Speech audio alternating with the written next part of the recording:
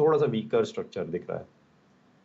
बढ़िया, ये हो गई भाई निफ्टी बैंक में आज की स्ट्रैटेजी। क्विकली हर्षदा के पास जा रहा हूं, आज के सारे इंपॉर्टेंट स्टॉक से न्यूज भी जान लीजिए। Harshada, good morning. मॉर्निंग आशीष। विप्रो के नंबर्स पर मार्केट पहले नजर रखेगा। स्टॉक वैसे भी अंडर परफॉर्म कर रहा है। एक बार फिर डॉलर रेवेन्यू में ज्यादा कुछ हुआ नहीं, सिर्फ ½ % तक के ग्रोथ देखने को मिले हैं।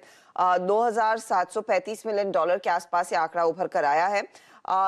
कांस्टेंट करेंसी रेवेन्यू ग्रोथ अगर आप देखिए 2% पर आई और अनुमान था 2.5 to 2.8% पर रहेगी, तो वहां पर एक मिस है। मार्जिन्स में भी एक दरअसल मिस है, जहां पर 16% के ऊपर के मार्जिन्स का अनुमान था, कंपनी ने 15% के मार्जिन्स पोस्ट किए हैं। साथ ही अगर आप ध्यान दीजिएगा, इस पर्टिकुलर क्वार्टर में 2% मार्जिन्स कॉन्ट्रैक्ट होते हुए दिखाई दिए और इन्होंने अब तक वेज हाइक नहीं लिया है। दरअसल वेज हाइक की साइकिल इन्होंने आगे Q2 में ट्रांसफर कर दी है, तो उसका आगे एडिशनल प्रेशर देखने को मिलेगा। हालांकि कंपनी ये जरूर कह रही है कि सेकेंड क्वार्टर में जो गाइडेंस है रेवेन्यू ग्रोथ का, वो तकरीबन 3 से 5% रहेगा वर्सेस एस्टिमेट ऑफ 2.5 to 4.5%।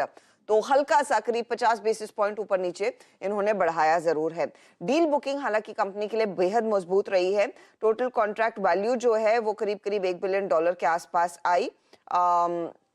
साथ ही 32% तक का इजाफा देखने को मिला। अट्रिशन का थोड़ा सा प्रेशर जो था वो हल्का सा कम हुआ। अट्रिशन इनके लिए करीब 50 बेसिस पॉइंट या फिर ½ % कम होता हुआ दिखाई दिया है। तो ये बात हुई विप्रो के नंबर्स की।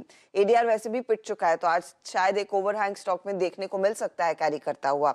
साथ ही साथ इंडसइंड बैंक का ब्याज से आय में करीब 16% तक का इजाफा, 4125 करोड़ का आंकड़ा देखने को मिला है। यह अनुमान से बेहतर है। प्रॉफिटेबिलिटी 65% बढ़ती हुई दिखाई दी है, 1600 करोड़ पर आई, अनुमान 1400 करोड़ के आसपास का था। तो ये जो top of the line numbers हैं वो अच्छे हैं। एसेट क्वालिटी की स्थिति देखिए, ग्रॉस एनपीए थोड़े से घटे, 2.35% पर आए। नेट एनपीए में थोड़ा सा इजाफा देखने को मिला है। एमएफआई बुक को लेकर मैनेजमेंट ने कहा है कि यहां से आगे करीब 25 से 30% तक की वृद्धि देखने को मिलेगी।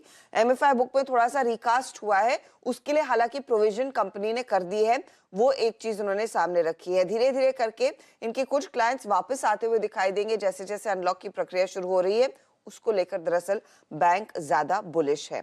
हेवल्स की तिमाही अच्छी रही है। आप देखिए प्रॉफिट में करीब 3.5% तक का इजाफा, 242 करोड़ का मुनाफा। रेवेन्यू 63% बढ़ा है, 4230 करोड़ पर आया। और इबिटा लेवल पर भी आप देखेंगे तो 2% तक का इजाफा देखने को मिला है। लेकिन हम सब जानते हैं कि मार्जिन्स पर प्रेशर आना था। एस्टिमेट था कि मार्जिन्स 11.8% पर आएंगे, उससे ज्यादा घटे हैं, 8.5% के आसपास आए हैं। मैनेजमेंट कमेंट्री पर ज्यादा ध्यान दिया जाएगा कि कैसे ऑफसेट करेंगे बढ़ते रॉ मटेरियल कॉस्ट को। टाटा कॉम्स के लिए भी एक डिसेंट क्वार्टर रहा है। मुनाफे में अगर आप देखेंगे तो 49% तक का इजाफा, रेवेन्यू करीब 1% बढ़ता हुआ 4310 करोड़ पर आया। इबिटा लेवल पर भी हल्की सी इंप्रूवमेंट देखने को मिली है और मार्जिन्स भी मार्जिनली इंप्रूव होते हुए दिखाई जरूर दिए हैं। तो ये कुछ स्टॉक्स जहां पर आप रिजल्ट्स के लिहाज से रिएक्शन देखेंगे। अच्छा, आईआरसीटीसी पर भी नजरें होनी चाहिए, क्योंकि रेल मंत्री की तरफ से एक बयान आया है कि आईआरसीटीसी जो 2 तेजस ट्रेन चला रही थी, उन्होंने FY22 में लॉसेस पोस्ट किए हैं। इसका जो कोविड के लॉकडाउन का भी इम्पैक्ट आता हुआ दिखाई दे सकता है। लखनऊ दिल्ली वाली जो तेजस है 8.5 करोड़ के लॉस में है। अहमदाबाद मुंबई वाली जो सेंट्रल तेजस है वो करीब 16 करोड़ के लॉस में है। ये कोविड इम्पैक्ट है।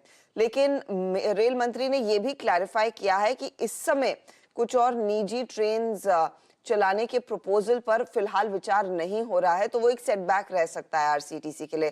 तो ये कुछ खबरें हैं और ऑफ कोर्स कई